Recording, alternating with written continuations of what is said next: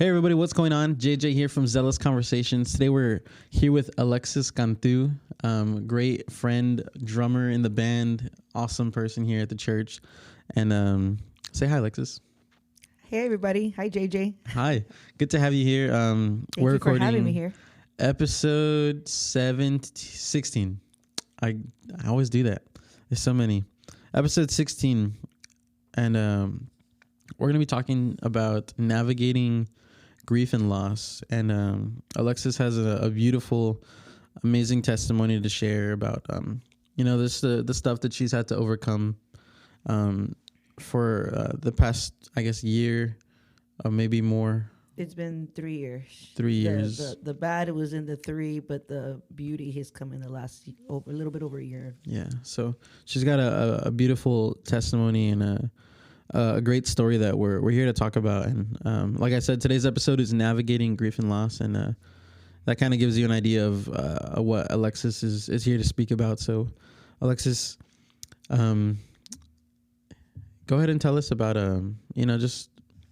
just share a little bit of your personal story, your testimony, why you're here today, I guess, ultimately. So I guess my purpose, and it's a lot greater than what I can even imagine. But, for those of you that know me, those of you that don't know me, I lost my husband, Gabriel Sanchez, the love of my life, a little bit over 3, and almost 3.5 years ago, July 2020. He was in a car accident.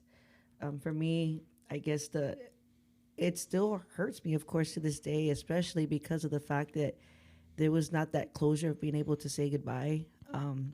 One moment, our last goodbye was, I remember it. It was just getting ready to go to take my daughter to my mother-in-law's house to spend the night because it was summer and we both had to work in the morning. So I remember our goodbye, and it was so perfect in that moment, not realizing that I was going to treasure it forever. So the fact that I was never able to say goodbye has just been really hard. It's been a journey, I can tell you that. The first part of the journey was just really trying to figure out who I was, because I was, with being in my relationship for about 10 years, we became Gabriel and Alexis. That was our identity. Everything we did was Gabriel and Alexis. We'd go places. Hey, Gabriel and Alexis are here. And after he passed away, it just, of course it was, everybody was, oh, I'm sorry for your loss. But then it turned into like, oh, well, am I important anymore? Like, am I just Alexis? So that was really tough for me. Through that time frame, I was just figuring out ways to try to cope and, figure out what I was supposed to do with my life. And especially with my kids, right? Because I have to remember I'm a mom. And, was I making the best decisions at that time? Probably not. But in that moment, for me, it was right in how it was making me feel.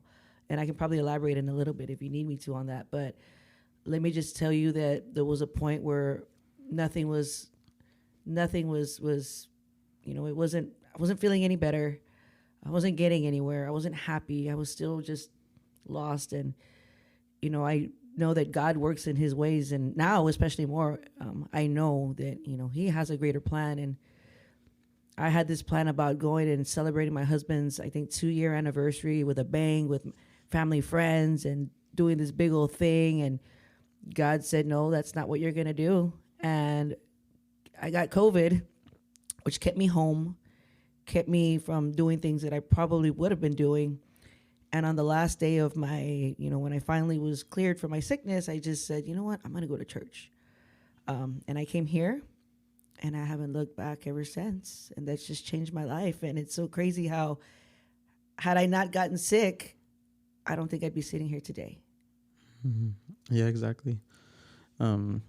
As somebody who's also lost someone close to me, I lost my mother when I was 18, my first semester in college. You and I are probably the two good people to talk about navigating grief and loss.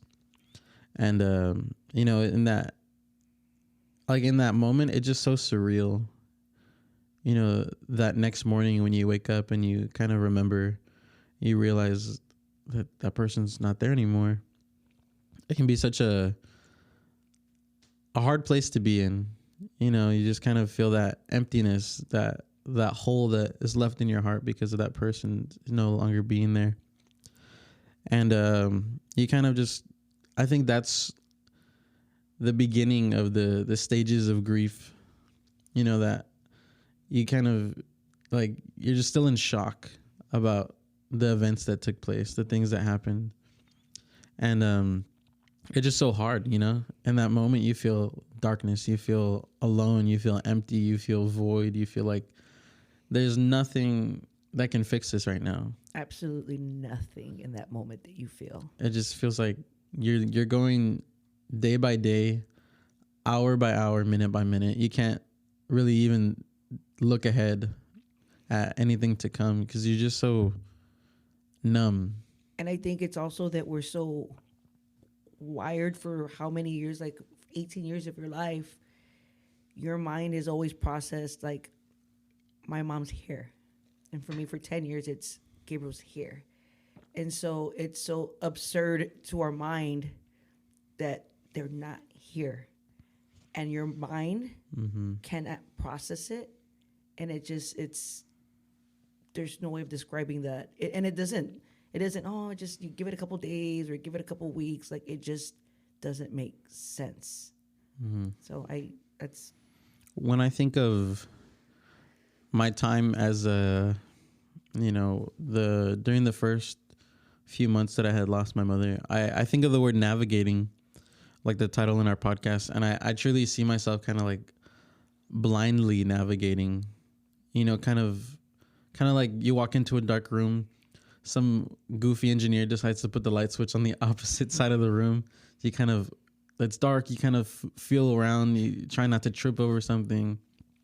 That's kind of what I imagine when you navigate grief and loss. You're kind of just feeling around, going through the motions. Yeah, trying not to, just trying to stay up. Just trying to get by.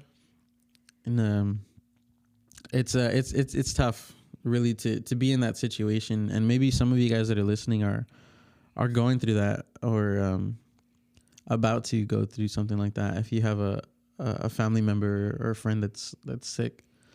And when I think of navigating grief and loss, I want to think about, what I want to talk about is like, what kind of things did you do to help you get through those moments when it felt like there's nothing else in this world? Like, that's it. Like, I don't know what to do. I'm stuck.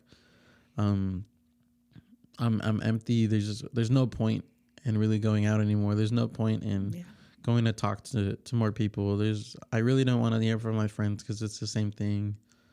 Or even sometimes you just feel like I don't even want to bother them with them, thinking that, for me, I wouldn't want to. My thought was, I don't want to tell my friends and they're going to be like, oh, here she goes again, because, I'm the one that's going through that. And not to say that my friends would do that, right? But, you still have that in your mindset, like, oh, well, I don't want to burden them with, with how I'm feeling. Even though they say you need anything, it's still kind of that like, where's too much where you're just kind of a bother. And that's how I felt, right? I'm not saying that's what it is, but that's how I felt. So I'll tell you, initially it was the shock, the numb, like what we talked about. And then I would have spurts of anger. And it's funny because, again, I didn't have the relationship that I have today with God, right? Not at all at that time. I knew of God. I knew, that, you were supposed to follow God and, do right things, not knowing what it all entailed, right? So for me, it was, I'd get angry and I'd scream and I'd cry, in my room by myself. Whenever my kids, maybe my mom took the kids with them for a little bit, just because I didn't want to do that in front of them. And I remember I would yell, cry out to God, like, oh, God, I'm so sorry. Like, I don't know why, right? But then I knew in my heart, like, but I'm not supposed to question God. So I'm sorry I'm saying why, but why? But that's just what I did. I cried. What I also started to do was, I left everything in its place that was his, like his clothes. And to this day, I still have my closet the same way he left it. I have our drawers, but that's just something that I just don't have. I don't have it in me to take those things and put them away. But because, again, for me, everybody's different, right? I just feel like by doing that, I'm letting him go more than he already is. Um, and I'm not, I can't do that, not yet, at least. Yeah. And then coping, the bad things that we're doing, and I don't know if that's something that you want to hear, but at that time, I started to drink a lot. But I wasn't getting anything. I was not doing anything well for myself. I wasn't showing my kids anything well. I wasn't teaching them well by doing so. I'd be out late in the morning with my kids, which was not the right thing for me to do. But finally, again, it was a point where I said, you know what, this is just not working for me. And I noticed that I just, not intentionally, I started starting to distance myself. So I became kind of more on my own, just because I didn't want to be around a lot of people. I started doing yard work. I never used to do yard work ever. Gabriel would always tell me, I would always ask him, teach me how to use our lawnmower. And he always told me, like, no, like, that's my job. Like, I'm not going to have you do that. I'm like, no, but what if you're always working too? Like, maybe you're at work on a day off. I don't mind learning how to cut the grass. And he never showed me. But then the last time that I asked him, I remember it was in April in 2020. He was cutting, and I asked him, like, can you show me? And he says, well, I'm already pretty much done, but I have this piece left. So he let me get on. I sat down. He showed me how to turn it on. I guess there's a special way you're supposed to turn it on, and how to maneuver with it, how to navigate. And he let me go and park it. And lo and behold, like, that was the last time that the grass was ever cut. So whenever the time was that I needed to cut the grass, my mother-in-law was like, oh, let me get the boys to help you, his brothers. But for me, it was more about, like, you know what? Like, I want to learn to do these things on my own because I don't want to have to rely on somebody else. Mm-hmm. And I found myself becoming a lot more independent with doing things that were like the guy things to do. But that just, for me, just brought so much peace. Like, that was like step one. And again, by doing that in my own, it kept me out of trouble. And then I just had people that started, like, that I would talk to, mentors, talking about, hey, how have you been? And they would plant the seed, talking to me like, hey, I don't know if you're aware, but, there's this church, somebody that I knew that was going through grief at the exact same time that I was. Her husband died the day before mine with HEB. And so we went through this grief journey, and maybe about a month afterwards we connected, and she was a part of Palm Valley Church there in the valley. And she says, there's this grief, counseling that we do at my church. I know you're not anywhere near us, but you know what? I'm going to send you the link to our church, and maybe you can check out one of the sermons. And I just was like, okay. And I think one day I just, I just clicked on it, and I watched one Sunday, and I was like, okay. But at that time, I guess it just wasn't for me. But it stuck in my head. Yeah, the seed was planted. Yeah. And then come a few months later, it was getting close to New Year, and it wasn't like a New Year resolution or anything, but it was more about, like, you know what? I want to be stronger in my faith. Like, I'm not strong in my faith. I feel like I need to do a better job, to help me at this point, because nothing else is working. So I remembered her link, and I went back to that same website, and I just started watching the sermons every Sunday. And I was a stickler. I would watch it every Sunday. If I had to work, when I get home, I'd watch it. Not with the kids, but it was just me. Yeah, I get you. Finding that lady who was there to minister to you and help you with that, send you that link. I think finding peace with God is a good first step in finding peace with, our circumstance. Having a sort of joy that's, unshakable, or peace that's unmovable, like that's the first step in finding a way to overcome the grief that we experience, the loss that we experience. For my mom, I was my first semester in college. So that summer, I was supposed to go back home. All my clothes were there, my stuff was there, my sister was at home. Everything that my home was in Carrizo Springs, and I was off in Laredo during school. And August, September, October, I was there for 3 months, or 2 months, because she passed away October 1st. I was in college for 2 months. So when she passed away, everything that she had to be removed from the house, because it was just an apartment. We didn't have a home. And my mother is one of 7. So my 3 tias and my 3 tios kind of took and separated amongst themselves the things of my mom. So I didn't really get much from my mom.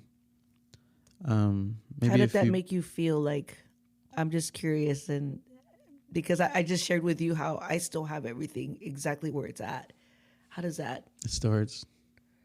Years later, I don't have much of anything. It wasn't until recently my grandpa was like, "Hey, I have your mom's chairs." Or my tia said, "Hey, I have your mom's table." So I have my mom's table and chairs and 1 spoon. I do have recordings that she made when I remember I told you about one song. Mm-hmm. I have some cassettes that she recorded. She liked to write music. And one of the coping mechanisms that I had was listening to those songs so I could still hear her voice and kind of get myself through it, just remembering her voice. That's funny because, like, again, we talk about how everybody feels differently. And for me, I couldn't hear his voice in videos, like recordings, because for me, it would make it worse for me because it hurt too much. So that's beautiful that you're able to, like, treasure those moments. And for me, I couldn't. Like, that's hard. That's awesome, like, that you have that. So, yeah, the experience is definitely tough.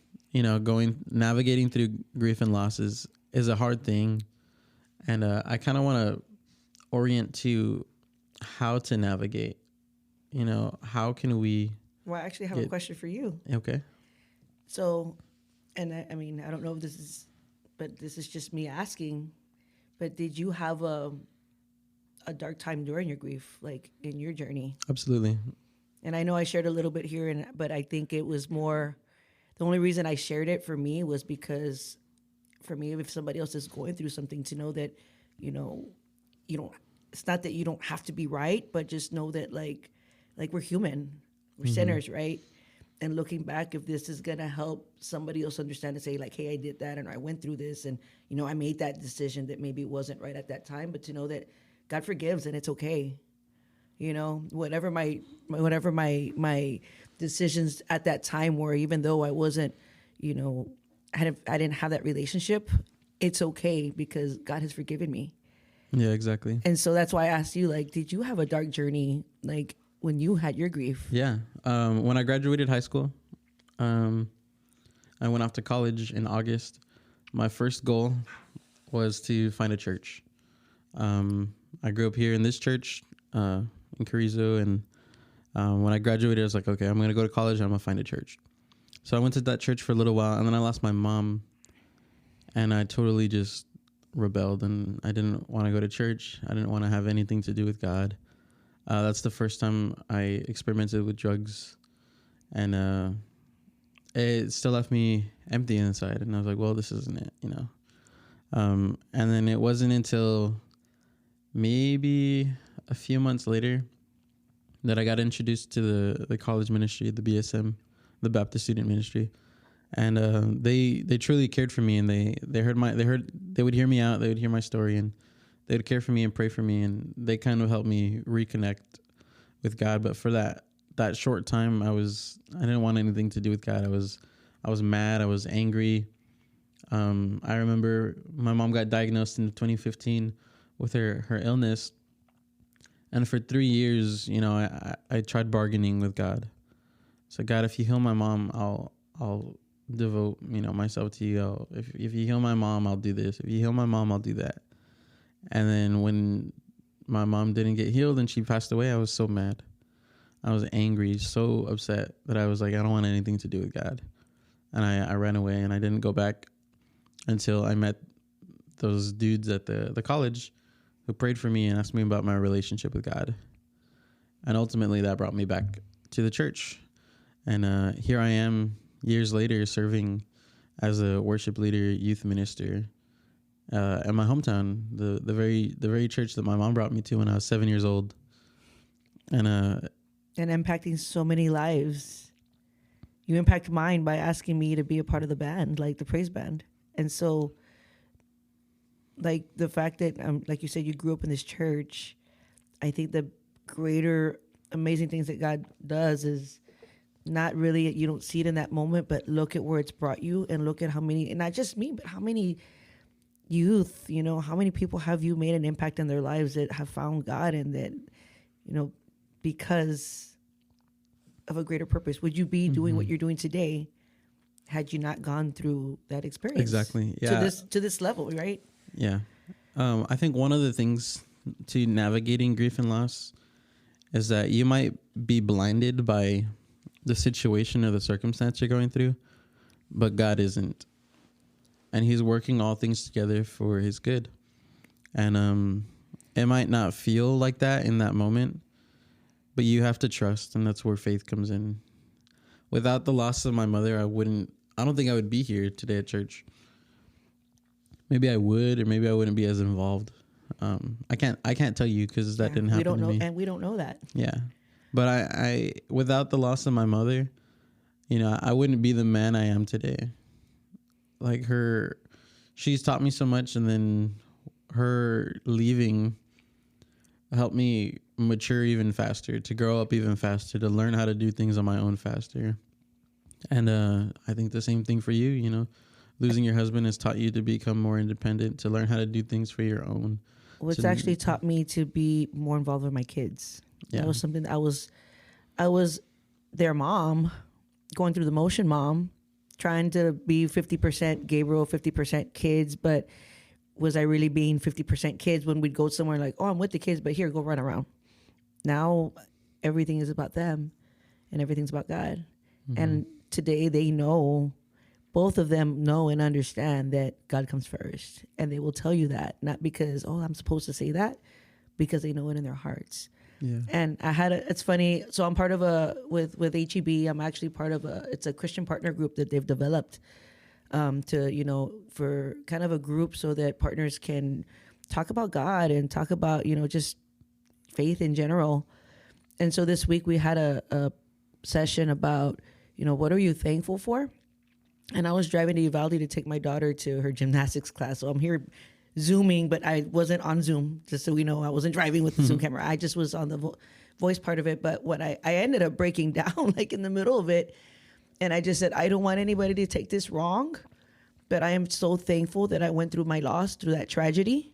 Not that if I could have my Gabriel here with me today, absolutely I would.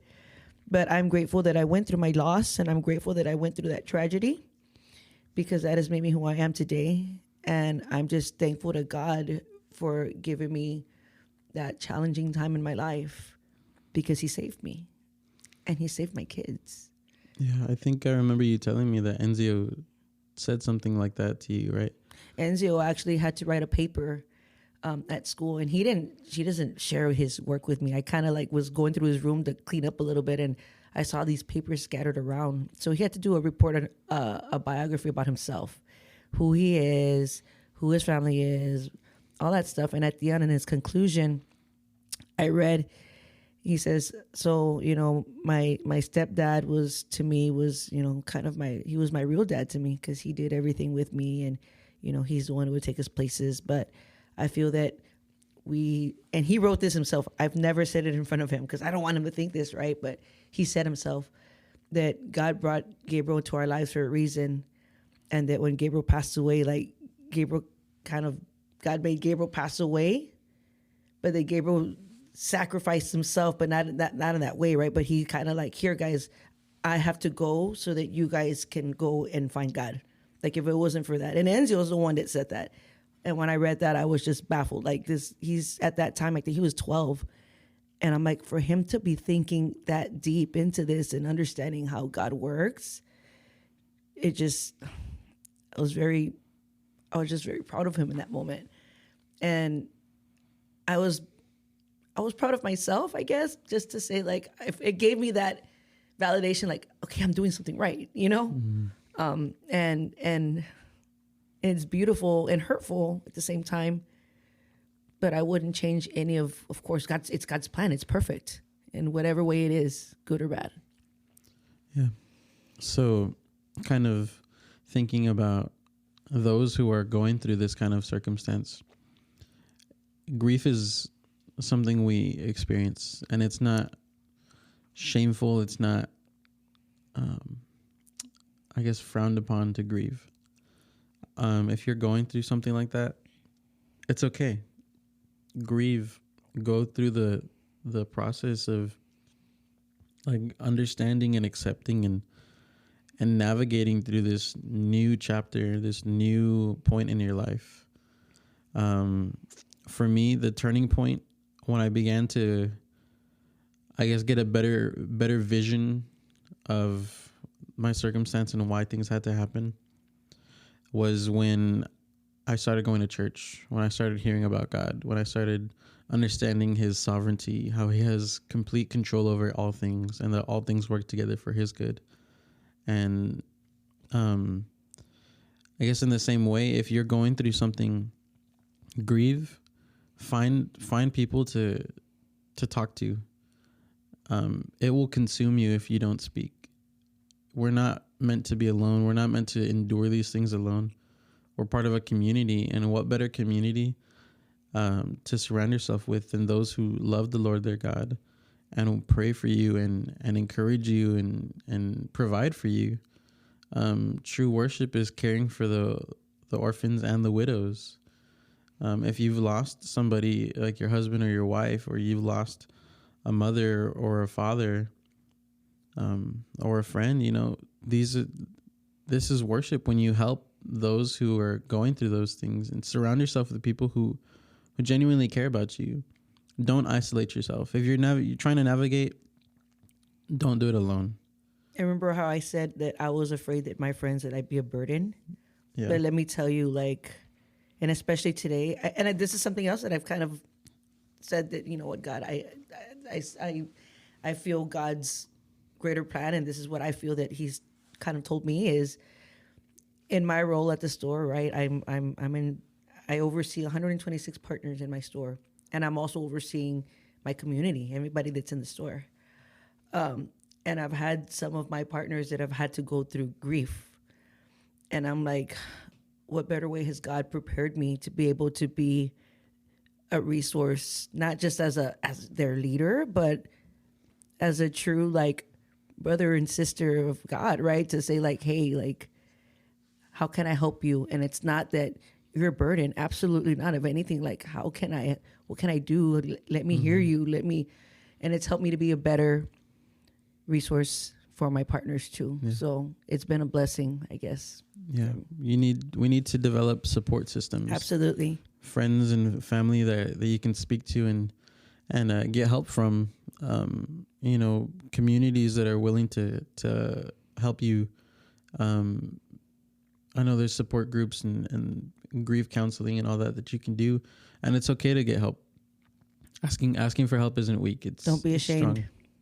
Strong. The other thing is self-care. You know, keep doing the things you love. Keep going out. Keep just looking after yourself. You can't get stuck.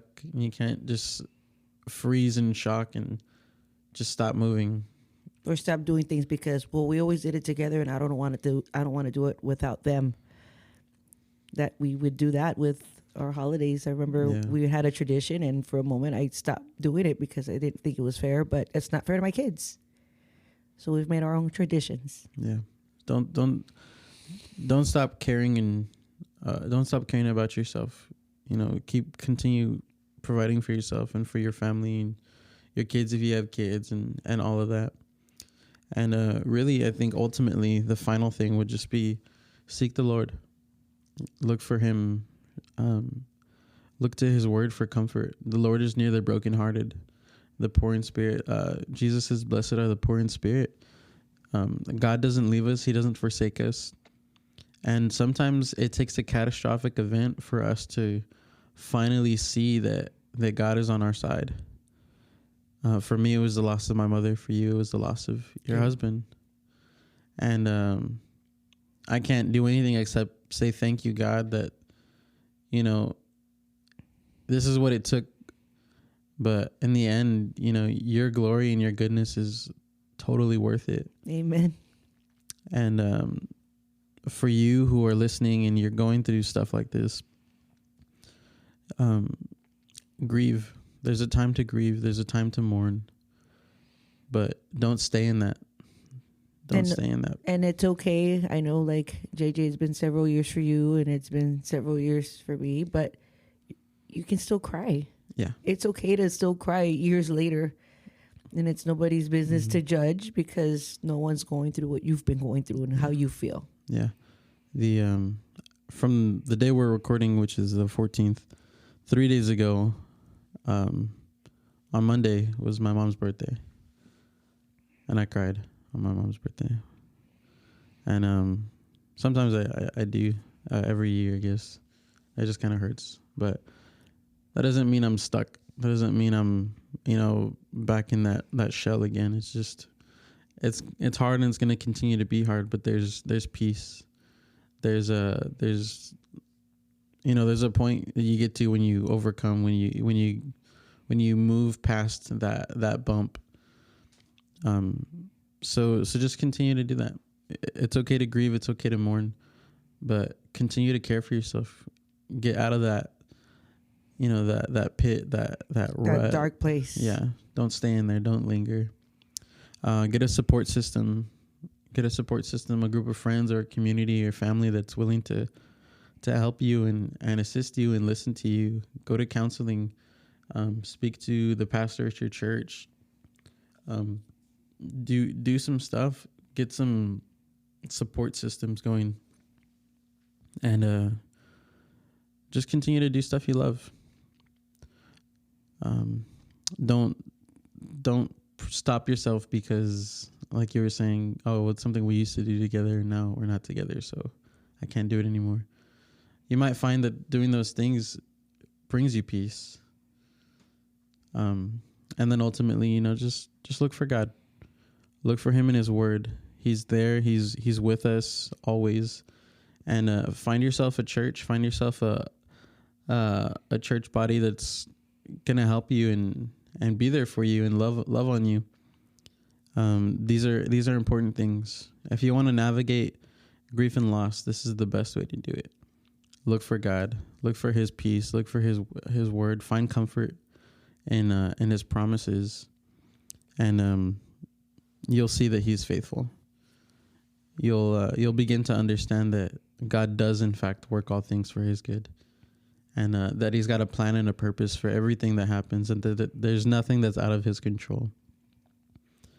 So with that being said, I hope that this podcast has helped even just a little bit for you to understand, the pain that we all share as humans. Everyone goes through loss. Everyone goes through grief. And I hope that you can better understand, have a better understanding of how to navigate some ideas or some things that you can do to help you get through it. And just to any piece of this, even the good and the bad, right? Listening through the bad, and to know that, again, we're not perfect. We're sinners, but it's part of the journey, and you're going to be okay because God is great. That's true. He is. Amen. Well, thanks for listening. Hope you have a good day.